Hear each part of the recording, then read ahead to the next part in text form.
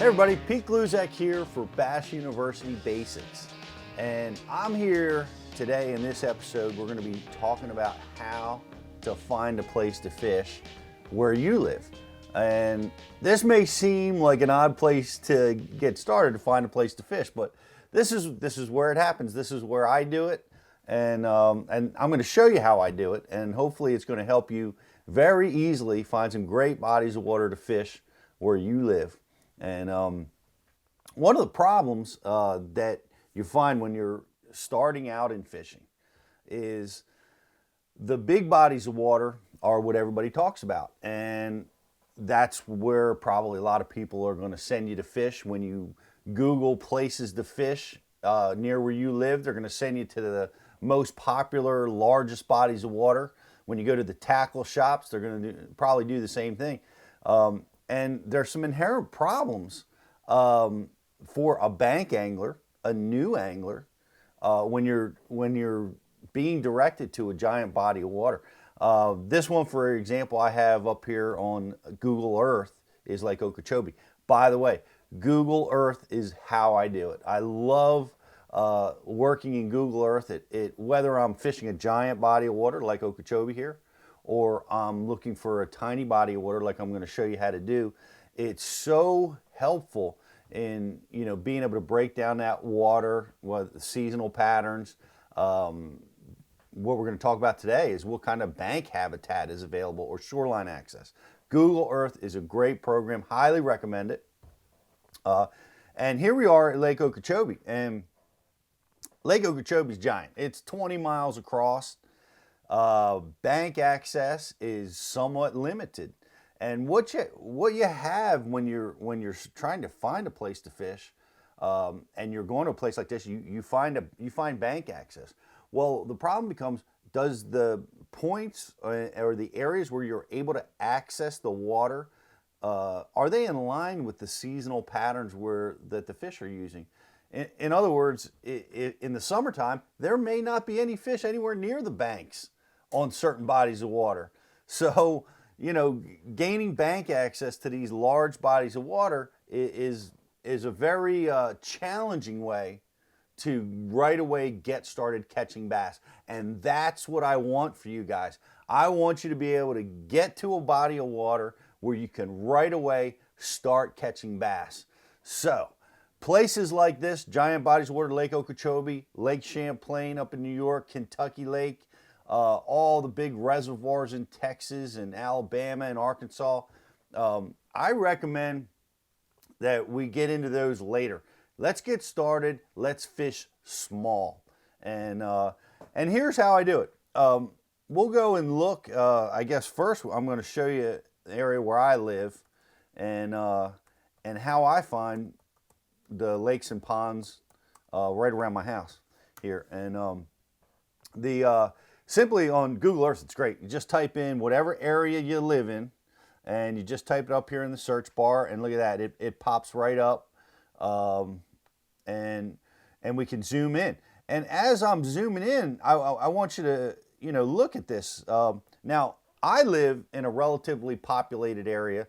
A lot of guys watching this might be in a more of a rural area, but we're populated here. You can see all the neighborhoods that are built up in this area. Now, what I want you to take a look at is look at all these ponds. These are awesome. This is the magic. All these little tiny ponds that we see here all over these little neighborhoods, guess what? They were once farm ponds before this was all developed. This was what they used for irrigation, and all of these ponds have fish in them. They have bluegills, they have bass, they have catfish.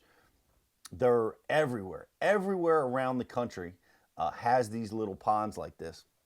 And these are the areas that I want to start breaking down for you. I want to send you, I want you to look for these types of areas to start your fishing for a couple different reasons.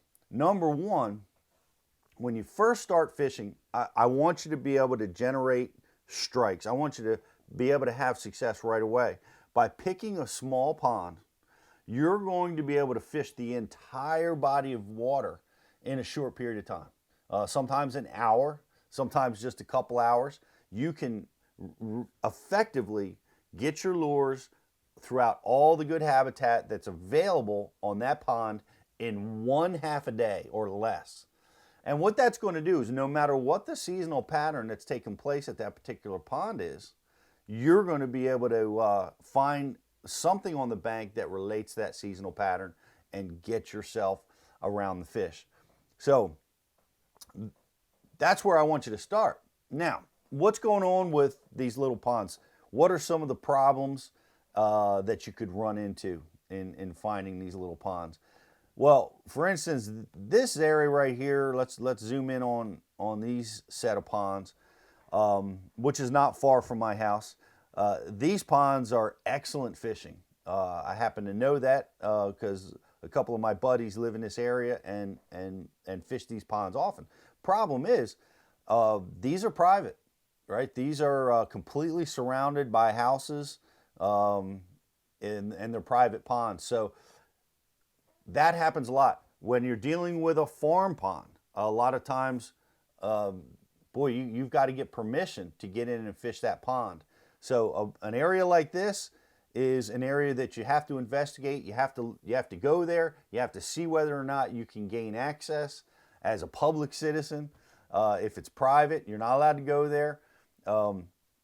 But sometimes you can get permission to get into these bodies of water. But let's look around for some other possibilities. And here's one that you can find at a lot of different places around the country. This is actually a park that is also close to my house. And this is a public little lake, a public pond that you can gain full access to without any trouble.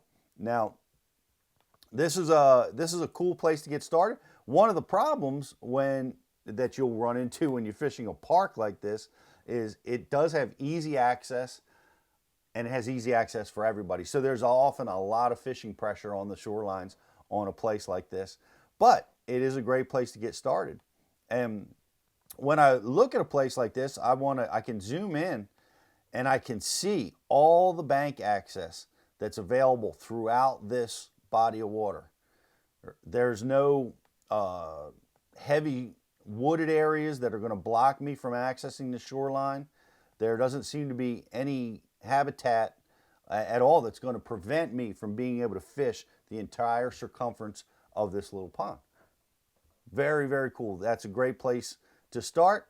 But I might look for something that's a little bit more rural, that's a little bit more out of the way, that's possibly not going to get as much fishing pressure.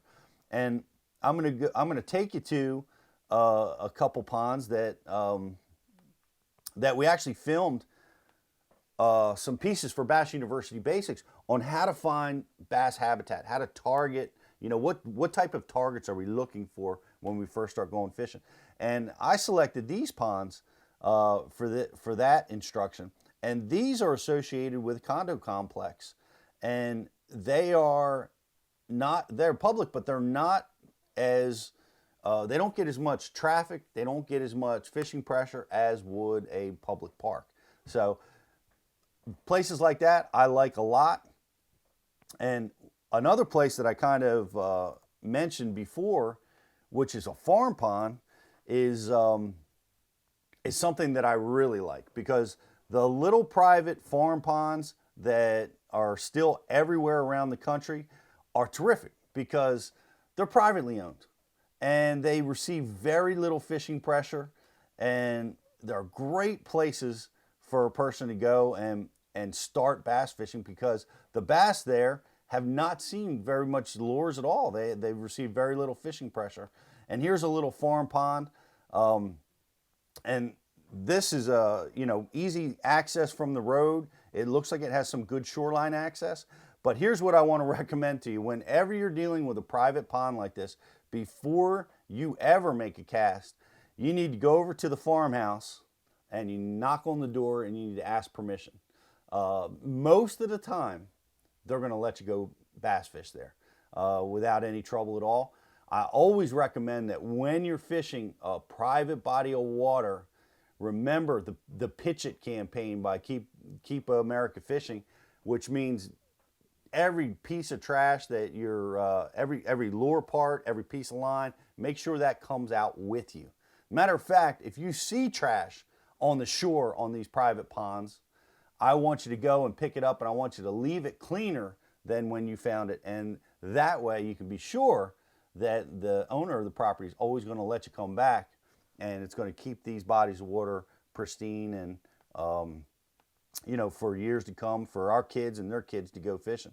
But these little guys are the magic. They're what I call the juice, because they're private. They're not seeing a lot of fishing pressure. We've got pretty good shoreline access, and you're going to be able to fish around that entire pond throughout in a half a day or less. And it's going to enable you to be able to go out and get strikes right away. As you've seen, I use Google Earth to find places to fish. And I want to recommend, I'm back here now on the Delaware River, which is a giant body of water, great place to fish where I live, but it has limited access. It's really going to challenge you when you're getting started in the fishing game. I recommend fishing small. Find the small bodies of water that you can cover in an individual day, and you're going to be much happier. You're going to be able to trigger strikes faster, get bites, get confidence, and so that's why you want to fish small. I also recommend this for guys that do spend time fishing large bodies of water. I recommend fishing small for them too, for everybody, really.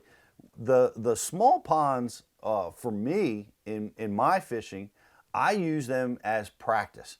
Practice casting, practice triggering strikes, practice feeling what a bite feels like, getting bites. They're great tools.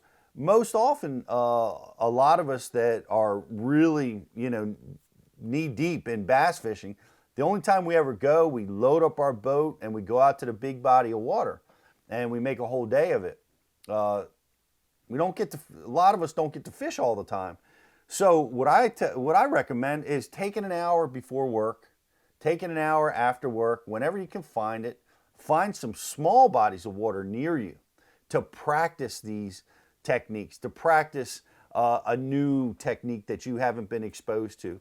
And those are great training grounds. It's like practicing your jump shot. You got to get out there. You don't want to be trying to hit a jump shot for the first time in the middle of a game with no time on the clock. You want to practice, and that's what you do. That's what I use these little ponds, these little bodies of water for. So whether you're a seasoned angler, has been doing this a long time, get small, get into these small bodies of water and practice. And if you're new to fishing, this is the best way to get started. So use Google Earth, start here right in your office, find a great place to fish, and get out there and get some bites. So what we're going to do now is I'm going to take you out, I'm going to show you some of the ponds that we looked at on Google Earth, and we're going to see what they look like for real, like in real time, whether or not there is bank access, what a target might look like, how we get started fishing in these small bodies of water. So we're going to take you out there and we're going to show you that. I'm Pete Gluzek for Bass University Basics.